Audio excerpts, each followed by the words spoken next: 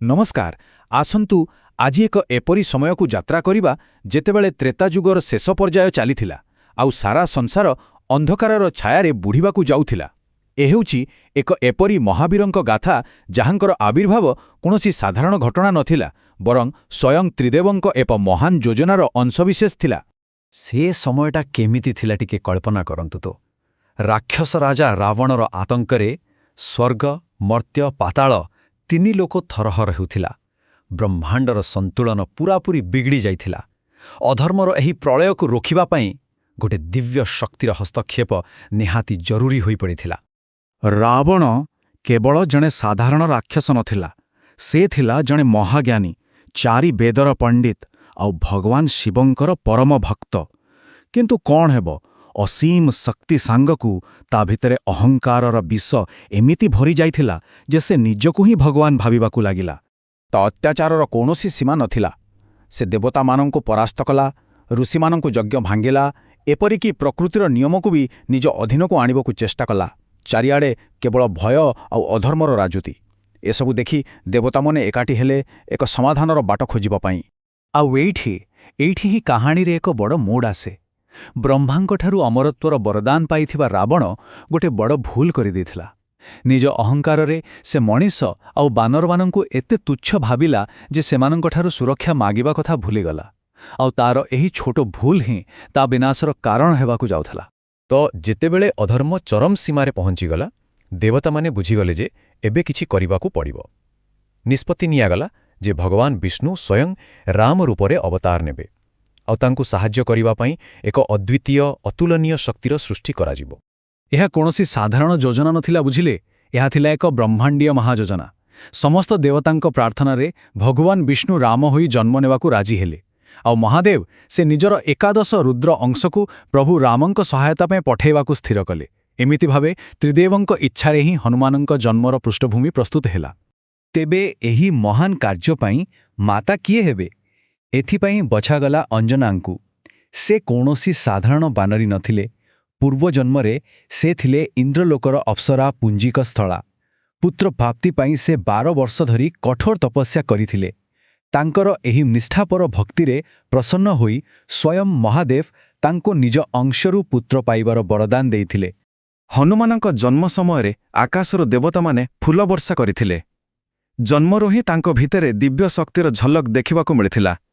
ହେଲେ କାହାଣୀ ଏତିକିରେ ସରି ନଥିଲା। କାହାଣୀରେ ଏକ ନୂଆ ମୋଡ଼ ଆସିବାର ଥିଲା। ପିଲାଦିନର ଗୋଟେ ବହୁତ ପ୍ରସିଦ୍ଧ କାହାଣୀ ଅଛି ତାଙ୍କର।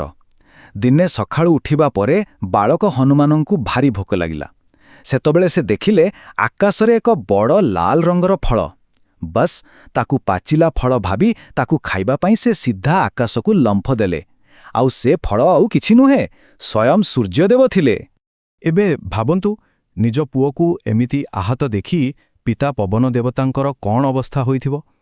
ସେ ଏତେ ରାଗିଗଲେ ଯେ ସାରା ବ୍ରହ୍ମାଣ୍ଡରୁ ବାୟୁ ପ୍ରବାହ ବନ୍ଦ କରିଦେଲେ। ଚାରିଆରେ ହାହାକାର ପଡ଼ିଗଲା। ଶେଷରେ ସବୁ ଦେବତା ମିଶି ହନୁମାନଙ୍କୁ ପୁଣି ଥରେ ଜୀବନ ଦେଲେ ଆଉ ତାଙ୍କ ଉପରେ ଅସଂଖ୍ୟ ବରଦାନର ବର୍ଷା କଲେ। କିନ୍ତୁ ଏତେ ଶକ୍ତି ଗୋଟେ ଛୋଟ ପିଲାର ଚପଳତା ସହ ମିଶିଗଲେ କ'ଣ ହୁଏ? ଅସୁବିଧା ତ ହେବ ହିଁ ହେବ। ସେ ନିଜ ଶକ୍ତିର ଦୁରୁପଯୋଗ କରି ଋଷିମୁନିମାନଙ୍କୁ ହଇରାଣ କରିବାକୁ ଲାଗିଲେ। ଏଥିପାଇଁ ଋଷିମାନେ ତାଙ୍କ ଅଭିଶାପ ଦେଲେ ଯେ ସେ ନିଜର ସମସ୍ତ ଶକ୍ତିକୁ ଭୁଲିଯିବେ ଆଉ ସେତେବେଳେ ଯାଏ ମନେ ପକାଇ ପାରିବେନି ଯେତେବେଳେ ଯାଏ କେହି ତାଙ୍କୁ ସଠିକ୍ ସମୟରେ ସେ କଥା ମନେ ନ ପକାଇ ଦେଇଛନ୍ତି। ବର୍ଷ ପରେ ବର୍ଷ ବିତିଗଲା। ଆଉ ତାପରେ ଆସିଲା ସେହି ମୁହୂର୍ତ୍ତ ଯେତେବେଳେ ହନୁମାନଙ୍କର ପ୍ରକୃତ ଉଦ୍ଦେଶ୍ୟ ପୂରଣ ହେବାର ଥିଲା। ଯେତେବେଳେ ବନବାସ ସମୟରେ ପ୍ରଭୁ ଶ୍ରୀରାମ ନିଜ ପତ୍ନୀ ସୀତାଙ୍କୁ ଖୋଜୁଥିଲେ, ସେତେବେଳେ ତାଙ୍କର ଭେଟ ହେଲା ହନୁମାନଙ୍କ ସହିତ। ସେତେବେଳକୁ ହନୁମାନ ନିଜ ଶକ୍ତିକୁ ସମ୍ପୂର୍ଣ୍ଣ ଭୁଲି ସାରିଥିଲେ। ଯେତେବେଳେ ଜଣାପଡ଼ିଲା ଯେ ରାବଣ ମାତା ସୀତାଙ୍କୁ ହରଣ କରି ସମୁଦ୍ର ପାରି ଲଙ୍କାକୁ ନେଇଯାଇଛି, ସେତେବେଳେ ବାନର ସେନା ସାମ୍ନାରେ ଏକ ବିରାଟ ପ୍ରଶ୍ନବାଚୀ ସୃଷ୍ଟି ହେଲା। ଏତେ ବଡ଼ ସମୁଦ୍ରକୁ ପାର କରିବ କିଏ? କିଏ କରିବ ଏହି ଅସମ୍ଭବ କାର୍ଯ୍ୟ? ଆଉ ଠିକ୍ ସେତିକି ବେଳେ ଯେତେବେଳେ ସମସ୍ତେ ଆଶା ଛାଡ଼ି ଦେଇଥିଲେ, ଆଗକୁ ଆସିଲେ ବୟୋବୃଦ୍ଧା ଜାମ୍ବବାନ। ସେ ହନୁମାନଙ୍କୁ ତାଙ୍କର ଦିବ୍ୟଜନ୍ମ, ତାଙ୍କର ପିତାମାତା ଆଉ ସେ ଭୁଲି ଯାଇଥିବା ଅସୀମ ଶକ୍ତି ବିଷୟରେ ମନେ ପକାଇଦେଲେ। ଜାମ୍ବବାନଙ୍କର ସେହି କଥା ଶୁଣି ହନୁମାନଙ୍କ ଭିତରେ ଶୋଇ ରହିଥିବା ମହାବୀର ପୁଣି ଥରେ ଜାଗି ଉଠିଲା। ଜାମ୍ବବାନଙ୍କ କଥା ଯେମିତି କୌଣସି ମନ୍ତ୍ର ଭଳି କାମ କଲା। ହନୁମାନଙ୍କୁ ନିଜର ଶକ୍ତି ମନେ ପଡ଼ିଗଲା ଆଉ ତାଙ୍କ ଶରୀର ଏକ ବିଶାଳ ପର୍ବତର ଆକାର ନେଲା। ସେ ଏକାକୀ ହିଁ ସେହି ମହାସାଗରକୁ ପାର କରିବା ପାଇଁ ପ୍ରସ୍ତୁତ ହୋଇଗଲେ, ଯେଉଁ ଘଟଣା ଇତିହାସରେ ସବୁଦିନ ପାଇଁ ଅମର ହୋଇ ରହିଗଲା। ଏହା ପରଠାରୁ ଆରମ୍ଭ ହେଲା ରାମାୟଣର ସବୁଠୁ ରୋମାଞ୍ଚକର ଅଧ୍ୟାୟ। ହନୁମାନ ଏକ ଗଗନଭେଦୀ ଲମ୍ଫ ଦେଲେ, କିନ୍ତୁ ଲଙ୍କାର ରାସ୍ତା ଏତେ ସହଜ ନଥିଲା। ସେହି ଯାତ୍ରାରେ ସେ କେବଳ ନିଜ ଶକ୍ତିର ନୁହେଁ, ବରଂ ବୁଦ୍ଧିର ମଧ୍ୟ ପରିଚୟ ଦେଇଥିଲେ। ତାଙ୍କ ରାସ୍ତାରେ 3ଟି ବଡ଼ ବାଧା ଆସିଥିଲା। ପ୍ରଥମେ ସୁରସା ନାଗମାତା, ଯିଏ ତାଙ୍କ ବୁଦ୍ଧିର ପରୀକ୍ଷା ନେଲେ। ତାପରେ ସିଂହିକା ରାକ୍ଷସୀ, ଯିଏ ଛାଇ ଧରି ଆକ୍ରମଣ କରୁଥିଲା। ଆଉ ଶେଷରେ ଲଙ୍କାର ପ୍ରବେଶ ଦ୍ୱାରରେ ଥିବା ଲଙ୍କିଣୀ। ହେଲେ ହନୁମାନ ସମସ୍ତଙ୍କୁ ପରାସ୍ତ କରି ଆଗକୁ ବଢ଼ି ଚାଲିଲେ। ସବୁ ବାଧା ପାର କରି ଶେଷରେ ସେ ଲଙ୍କାର ଅଶୋକ ବାଟିକାରେ ପହଞ୍ଚିଲେ। ଆଉ ସେହି ଦୁଃଖମୟ ପରିବେଶରେ ତାଙ୍କର ଦେଖାହେଲା ମାତା ସୀତାଙ୍କ ସହିତ। ସେ ପ୍ରଭୁ ରାମଙ୍କର ମୁଦି ଦେଇ ତାଙ୍କୁ ଆଶ୍ୱାସନା ଦେଲେ ଯେ ପ୍ରଭୁ ଶୀଘ୍ର ଆସି ତାଙ୍କୁ ଉଦ୍ଧାର କରିବେ। କିନ୍ତୁ ହନୁମାନଙ୍କ କାମ କ'ଣ କେବଳ ସନ୍ଦେଶ ଦେବାରେ ସୀମିତ ଥିଲା? ବିଲକୁଲ ନୁହେଁ। ଏହା ଥିଲା ରାବଣର ଅହଙ୍କାର ଉପରେ ଏକ ଶକ୍ତ ପ୍ରହାର। ସେ ଜାଣିଶୁଣି ନିଜକୁ ବନ୍ଦୀ କରାଇଲେ, ରାବଣର ସଭାରେ ତାକୁ ନିର୍ଭୟରେ ସାମ୍ନା କଲେ, ଆଉ ଶେଷରେ ନିଜ ଲାଞ୍ଝରେ ଲାଗିଥିବା ନିଆଁରେ ସେହି ସୁନାର ଲଙ୍କାକୁ ଜଡ଼ାଇ ରାବଣର ଗର୍ଭକୁ ଚୁରମାର କରିଦେଲେ। ତାଙ୍କ ଭକ୍ତି ଆଉ ଶକ୍ତିର ସବୁଠୁ ବଡ଼ ଉଦାହରଣ ଆମକୁ ଯୁଦ୍ଧ ସମୟରେ ଦେଖିବାକୁ ମିଳେ। ଯେତେବେଳେ ଲକ୍ଷ୍ମଣ ମୂର୍ଚ୍ଛିତ ହୋଇପଡ଼ିଲେ ଆଉ ହନୁମାନ ସଞ୍ଜୀବନୀ ବୁଟି ଚିହ୍ନି ପାରିଲେ ନାହିଁ, ସେତେବେଳେ ସେ ବିଳମ୍ବ ନ କରି ସମ୍ପୂର୍ଣ୍ଣ ଦ୍ରୋଣଗିରି ପର୍ବତକୁ ହିଁ ଉଠାଇ ଆଣିଥିଲେ। ଏହା ହିଁ ଥିଲା ତାଙ୍କର ସମର୍ପଣ। ଯୁଦ୍ଧ ସରିଲା, ରାବଣର ପତନ ହେଲା, ଆଉ ଧର୍ମର ପୁନଃସ୍ଥାପନା ହେଲା। ଏବେ ଥିଲା ପୁରସ୍କାରର ସମୟ। ପ୍ରଭୁ ରାମ ଯେତେବେଳେ ହନୁମାନଙ୍କୁ କିଛି ମାଗିବାକୁ କହିଲେ, ସେତେବେଳେ ହନୁମାନେ ଯାହା ମାଗିଥିଲେ ତାହା ତାଙ୍କ ଚରିତ୍ରର ମହାନତାକୁ ଦର୍ଶାଏ। ସେ କ'ଣ ମାଗିଲେ ଜାଣନ୍ତି? ସେ ଧନ, ରାଜ୍ୟ କିମ୍ବା କୌଣସି ପଦବୀ ମାଗିନଥିଲେ। ସେ ମାଗିଥିଲେ ଚିରଞ୍ଜୀବୀ ହେବାର ବରଦାନ।